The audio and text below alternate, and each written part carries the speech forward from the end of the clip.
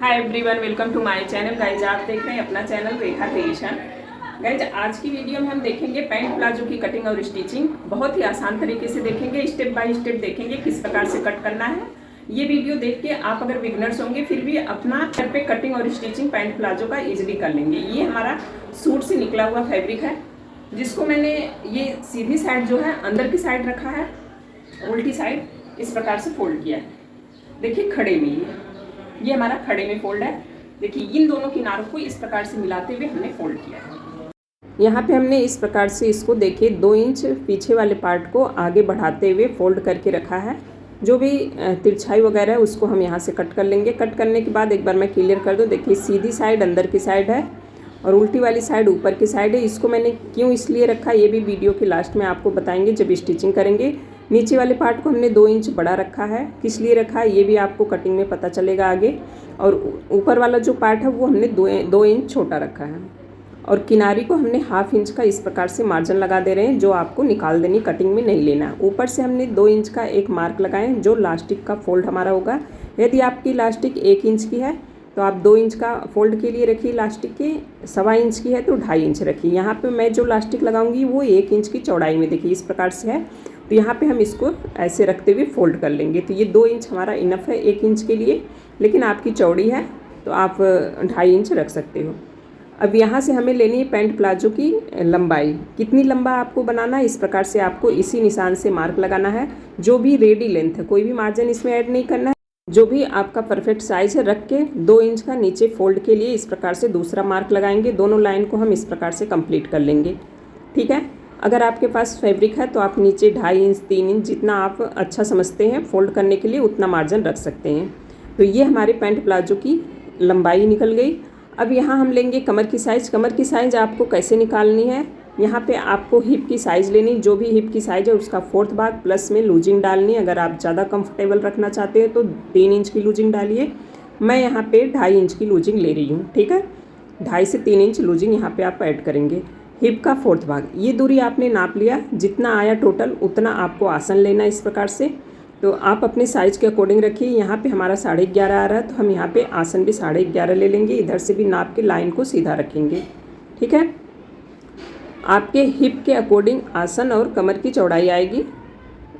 यहाँ पर वीडियो थोड़ी सी स्किप हो गई थी तो मैं बता दे रही हूँ कि मैंने आसन की लंबाई ले ली। आसन से हमने 2 इंच आगे लाइन को बढ़ाते हुए इस प्रकार से क्रोच एरिया की गोलाई दे दी है यहाँ पे। ठीक है, 2 इंच हमने बढ़ाया।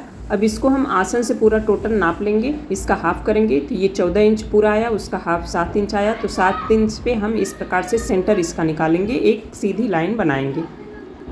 नीचे से हमने 7 इंच यहाँ पे देखिए मार्क लगा लिया। तो ये हमारी सेंटर इसका निकल गया बॉटम का। अब इस लाइन को निकालने का मतलब यही होता है कि हमारा जो बॉटम निकले वो दोनों साइड से बराबर निकले, हाफ इधर से हाफ उधर से। तो इस प्रकार से यदि आप बॉटम निकालेंगे तो आपके पैंट प्लाजो में कभी भी सेंटर से खिंचाव नहीं आएगा, बिल्कुल परफेक्ट आपका निकलेगा। ठीक है, तो इस प्रकार से हमने शेप पट्टी को रखा है और नीचे हमने हाफ इंच लिया है दोनों साइड। जैसे हमको 6 इंच का लेना है तो हमने 3 इधर से लेना है बॉटम, 3 उस साइड से इसी लाइन के सेंटर से लेना है। तो इस प्रकार से आप लेग शेपर से इसको मिला दीजिए। बॉटम के यहाँ थोड़ी सी हम तिरछा लाइन यहाँ पे देंगे। जब हम फोल्ड करेंगे तो ये हमारा छोटा पड़ जाता है, इसलिए 1/2 इंच की तिरछाई यहाँ पे रखेंगे जो फोल्ड वाला फैब्रिक है। अब इस शेप पट्टी को हम इस प्रकार से घुमा लेंगे और इसी के साइड में फिर से रखेंगे दूसरी साइड, और दूसरी साइड से भी हम प्रॉपर तरीके से इस प्रकार से मिला लेंगे। यहाँ पे नीचे जो हमारा फोल्ड वाला मार्जिन है वहाँ पे हम 1/2 इंच तिरछा इस प्रकार से रखेंगे। ठीक है, तो ये हमारा फ्रंट पार्ट है। बैक पार्ट में हमें चेंज कहाँ करना है, देखिए क्रोच एरिया की साइड हमें करना है। तो पहले हम इसकी कटिंग कर लेंगे, उसके बाद हम यहाँ पे करेंगे 2 पार्ट ऊपर से हम कट कर लेंगे। इसको हम किस प्रकार से कट करेंगे, देखिए जो हमारा ये ऊपर वाला पार्ट है ना 2, इसको हम पहले कट करेंगे। आपको ध्यान रखना है यहाँ पे 2 पार्ट ही आपका कट हो, नीचे का 2 पार्ट आपका वैसे रहेगा। वहाँ पे हम क्रोच एरिया के साइड से चेंज करेंगे। नीचे वाला पार्ट जो होता है आसन की साइड हम ऊपर थोड़ा सा लंबाई बढ़ा के रखते हैं, जैसे कि बैठने वगैरह में आपके खिंचाव ना आए आसन में। और चौड़ाई भी थोड़ा सा हम लूजिंग डालते हैं। तो यहाँ पे हमने इस साइड वाले पार्ट से इस साइड से कोई भी चेंज नहीं करना, दोनों पार्ट आपको बराबर इस प्रकार से आप देख रहे हैं कि मैंने दोनों पार्ट को बराबर कटिंग किया है। यहाँ पे थोड़ा सा आपको कर्व शेप इस प्रकार से घुमाव दे देना है, नुकीला निकला न रहे यहाँ पे जो कोना सा है, तो इसको इसी शेप पट्टी से आप थोड़ा सा कर्व शेप दे देंगे या फिर हाथ से भी दे सकते हैं इस प्रकार से। मैं बार बार कह रही हूँ कि आगे क्रोच एरिया के साइड से आपको 2 पार्ट की ही कटिंग करनी है, बैक पार्ट की कटिंग छोड़ देनी है, लेकिन साइड वाले साइड से आपको दोनों पार्ट की बराबर में कटिंग कर लेनी है। ऊपर से देखिए मैंने क्रोच एरिया के साइड से बस 2 पार्ट ही पकड़ रही हूँ, ये चीज़ आपको ध्यान में रखना है। कटिंग के बाद हम ऊपर वाले पार्ट को देखिए हमने इस प्रकार से कट कर लिया। अब इस पार्ट को हम हटा देंगे, तो ये हमारा 2 पार्ट ऊपर वाला कट हो गया है, 2 पार्ट जो नीचे का है अभी सेम है। तो हम यहाँ पे क्या क्या चेंज करेंगे, देखिए हमने जो 2 इंच ऊपर फोल्ड में एक्स्ट्रा रखा था बैक पार्ट को, उसको हमें इस प्रकार से तिरछाई में मिलाना है, बस क्रोच एरिया की साइड में कोई भी मतलब आपका एक्स्ट्रा फैब्रिक नहीं रहेगा। इस प्रकार से हम तिरछाई में मिलाएंगे। ये तिरछाई हमारी क्रोच एरिया की साइड इस प्रकार से उठी हुई होगी और दूसरी साइड हमारा सेम उसी प्रोसेस में रहेगा। ये मैं जो पैंट बना रही हूँ आपको क्लियर कर दूँ कि फुल इलास्टिक पैंट है, बेल्ट वाला यहाँ पे नहीं है। तो 2 इंच हम आगे बढ़ेंगे, क्रोच एरिया को हम इस प्रकार से सीधा करेंगे। क्रोच एरिया को 2 इंच ऊपर उठाना है, 2 इंच साइड में आगे बढ़ना है। तो 2 इंच का हम फिर क्रोच एरिया अलग से बनाएंगे, मतलब पूरा बराबर में 2-2 इंच हम आगे बढ़ते जाएंगे। इस प्रकार से अलग से क्रोच एरिया बनाएंगे। नीचे बॉटम तक हम 2 इंच इस प्रकार से एक्स्ट्रा फैब्रिक पीछे वाले पार्ट में रखेंगे। हमने 2-2 इंच का मार्क रखा है। अब हम लेग शेपर लेंगे इस प्रकार से, सेम जैसे हमने फ्रंट पार्ट में किया था वैसे हम बैक पार्ट में भी इसको इस प्रकार से शेप दे देंगे। तो ये चेंज था हमारे बैक पार्ट में। अगर इस प्रकार से आप पैंट प्लाजो की कटिंग करते हैं तो आपके पैंट प्लाजो में खिंचाव बैठने में नहीं आएगा और जो क्रोच एरिया से घुमा हुआ था, खिंचा हुआ था, वो भी नहीं आएगा। बिल्कुल परफेक्ट आपका पैंट प्लाजो कटिंग होगा। ऊपर के साइड से ये तिरछाई हम इस प्रकार से निकाल देंगे। देखिए साइड से हमें कोई भी मार्जिन नहीं रखना है। इस साइड से देखिए जो इधर वाली साइड है ना, इधर से हमें बराबर में दोनों पार्ट को कट करना है, कोई भी मार्जिन नहीं रखना है। सारा चेंज हमें बैक पार्ट में जो करना है वो आगे वाले पार्ट के साइड करना है, मतलब जिधर आसन है। ठीक है, तो मुझे उम्मीद है कि ये आपको क्लियर हो गया होगा। अब हम पॉकेट, अगर आप पॉकेट वाला लगाना चाहते हैं, जेब वाला बनाना चाहते हैं, तो इस प्रकार से जो क्रोच एरिया के साइड से फैब्रिक निकला है वहाँ से हम पॉकेट की कटिंग कर लेंगे। इसकी लेंथ हम 12 से 13 इंच की रखेंगे, चौड़ाई 6.5 से 6-7 इंच तक आप रख सकते हैं। तो यहाँ से हम पॉकेट निकाल लेंगे। अब हम इसे स्टिच करके भी दिखाएंगे कि किस प्रकार से इसे स्टिच करना है, और स्टिच करने के बाद, पहनने के बाद ये हमारा पैंट प्लाजो कितना कंफर्टेबल दिखता है। ठीक है, मैं सारा इसको दिखाऊंगी वीडियो के लास्ट तक। आप वीडियो को देखते जाइए। वीडियो आपको पसंद आती है तो लाइक कीजिए, चैनल पर नए हो तो चैनल को सब्सक्राइब करके रखिए। इस प्रकार के आगे यूजफुल वीडियो देखने के लिए आप सभी व्यूअर्स से मेरी एक छोटी सी रिक्वेस्ट होती है, वीडियो देखने के बाद रिस्पॉन्स जरूर दिया करें। कमेंट बॉक्स में ज़रूर बताएं वीडियो आपको कैसी लगी। अब हम इसको स्टिच करना सीखेंगे।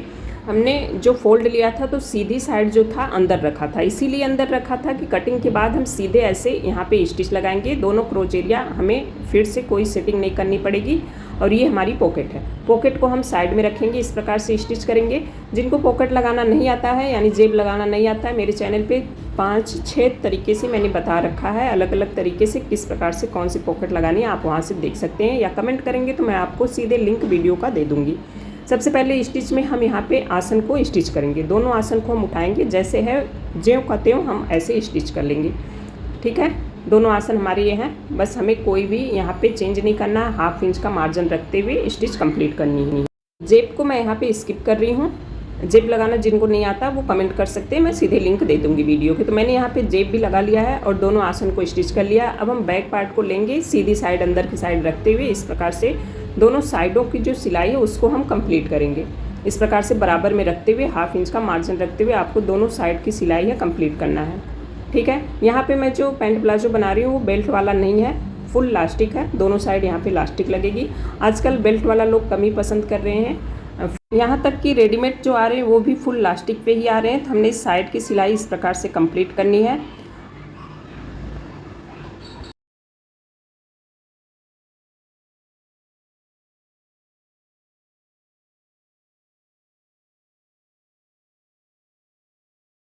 अब यहाँ पे हमने आगे वाला जो पार्ट है कम चौड़ाई में है, उसके ऊपर से इस प्रकार से हम बैठने वाली स्टिच लगा देंगे। ये स्टिच हमारी, अगर आप जेब लगा रहे हैं तो वहाँ तक जाके रुक जाएगी और जेब को हम लॉक करेंगे, लेकिन ये चीज़ मैं जिस वीडियो में जेब लगाना बताऊंगी उसी में सारा क्लियर की हूँ। ये हमने सिंपल पैंट प्लाजो की स्टिच यहाँ पे दिया है। वीडियो काफ़ी लंबी हो जा रही है, इसलिए हम एक साइड का जो है स्टिच यहाँ पे कंप्लीट कर रहे हैं। सेम प्रोसेस से आपको दोनों साइड की स्टिच को कंप्लीट करना है। तो ये हमारे दोनों साइड की स्टिच कंप्लीट हो गई। अब हम सेंटर वाली सिलाई लगाएंगे। सेंटर वाली सिलाई लगाने का जो सही तरीका है वो है कि हम सेंटर को सेंटर से मिलाते हुए हाफ हम मतलब एक लेग का हम सेंटर से एक साइड स्टिच करेंगे, दूसरी साइड का हम दूसरे लेग में मतलब सेंटर से ही दोनों लेग को जाएंगे। इस प्रकार से यदि आप सिलाई लगाएंगे तो जो भी थोड़ा बहुत घटा बढ़ा आपका लेग होगा वो बराबर दोनों साइड बढ़ जाएगा। ठीक है, तो यहाँ पे हमने दोनों लेग की सिलाई इस प्रकार से कंप्लीट करके इसको हम डबल स्टिच लगा देंगे। मुझे उम्मीद है कि वीडियो आपको क्लियर समझ में आ रही है। फिर भी कहीं डाउट हो तो आप कमेंट कर सकते हो, हम सारे कमेंट रीड करते हैं और उसकी रिप्लाई भी करती हूँ। आप सभी व्यूअर्स से मेरी एक छोटी सी रिक्वेस्ट होती है, वीडियो देखने के बाद रिस्पॉन्स ज़रूर दिया करें। आप कमेंट करते हैं तो हमें अच्छा लगता है और हमारी वीडियो की रीच भी थोड़ी अच्छी जाती है। तो आप लाइक करें, कमेंट करें और हाइप का भी ऑप्शन आ गया है, तो आप लाइक करेंगे तो हाइप का भी ऑप्शन आपका दिखेगा, तो आप वहाँ पे वीडियो को हाइप भी कीजिए। अब हम यहाँ पे नीचे का फोल्ड लेंगे। तो नीचे के फोल्ड के लिए हमने 2.5 इंच का मार्जिन रखा था। तो इस प्रकार से देखिए मार्क हमारा है। आप इंची टेप से इसको नाप भी सकते हैं, अगर मार्क नहीं दिख रहा है तो इंची टेप से आप देख लीजिए आपने कितना छोड़ा था उतना आपको फोल्ड करना है। तो इस प्रकार से हमने इसको पलट लेना है। पलटने के बाद हम इसको स्टिच लगाएंगे। जितना आप छोड़ी थी उतना ऊपर भी फोल्ड लेना। लास्टिक के लिए हमने 2 इंच फोल्ड रखा था, नीचे के लिए हमने 2.5 इंच रखा था। तो इस प्रकार से हम फोल्ड कर लेंगे और इसको 1/2 इंच अंदर दबाते हुए सिलाई लगाते समय आपको ध्यान रखना है कि नीचे का पार्ट आपका न दबे, उसको आप बाहर के साइड निकालते जाइए इस प्रकार से ध्यान से। और बीच बीच में आप इसे 1-2 बार नाप लीजिए कि ये 2.5 इंच ही हमारा फोल्ड हो रहा है, तिरछा तो नहीं हो रहा है। इस प्रकार से आपका परफेक्ट, या फिर आप एक ही बार नाप के मार्क लगा लीजिए। तो मैं यहाँ पे बीच बीच में नाप लेती हूँ, कहीं हमारा तिरछा ज़्यादा नहीं दब रहा है। तो इस प्रकार से आप दोनों लेग को कंप्लीट करेंगे। इसके बाद हम देखेंगे कि लास्टिक कितनी लगानी है और लास्टिक का फोल्ड कैसे लेना है, क्या प्रोसेस होता है लास्टिक लगाने का।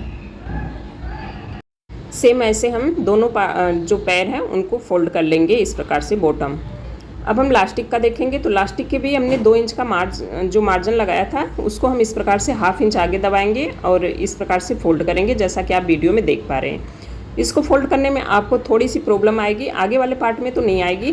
पीछे वाले पार्ट में जो हमने तिरछाई कट किया है उसमें थोड़ा सा खोचा खोची आएगा, तो उसका आपको कोई टेंशन नहीं लेना है, क्योंकि जब हम लास्टिक लगाएंगे तो वो ऑलरेडी ऐसे मतलब चुन आते ही हैं। तो आप किसी तरह से बस 2 इंच नापते हुए, और जो ये पॉकेट है ना, अगर आप पॉकेट लगा रहे हैं तो इसको ध्यान से आप आगे की साइड इस प्रकार से फोल्ड करें। स्टिच आपको इसी प्रकार से कंप्लीट करनी है।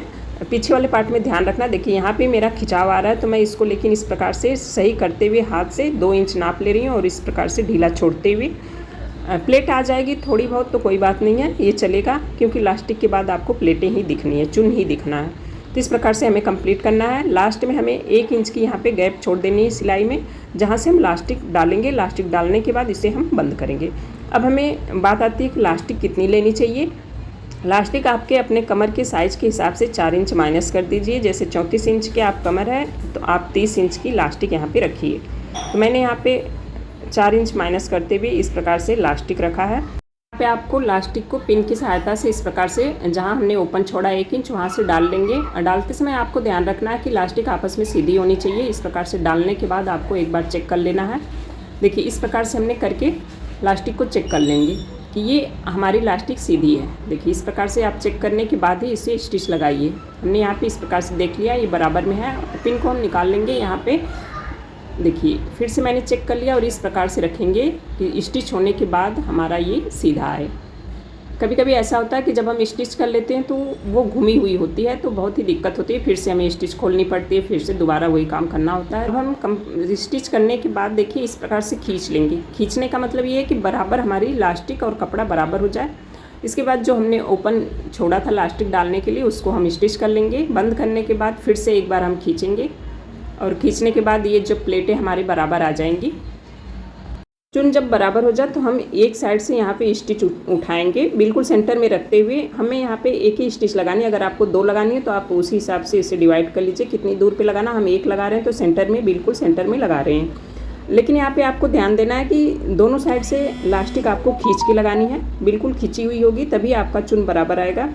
इस प्रकार से देखिए ये परफेक्ट इलास्टिक हमारी कंप्लीट हो गई है, जैसे पूरी तरह से कंप्लीट है ये हमारा, जैसे रेडीमेड वगैरह में आती है। तो ये हमारा पैंट प्लाजो पूरी तरह से कंप्लीट हो गया है। मैंने यहाँ पे जेब भी लगाया है इस प्रकार से। एक चीज़ मैं यहाँ पे बता दूँ कि जब भी आप स्टिच करें पैंट प्लाजो तो इसको इस प्रकार से सीधा सेंटर देख लें। अगर इस सेंटर की सिलाई आपकी बिल्कुल सीधी आती है तो समझ जाइए कि आपके सेंटर में कोई खिंचाव वगैरह पैंट प्लाजो में नहीं आएगा। तो ये हमारा फाइनल लुक इसका आ गया। मैं वेयर करके भी दिखाऊंगी किस प्रकार से ये हमारा कंफर्टेबल बना है, बैठने उठने में बिल्कुल कंफर्टेबल है, फिटिंग का भी है।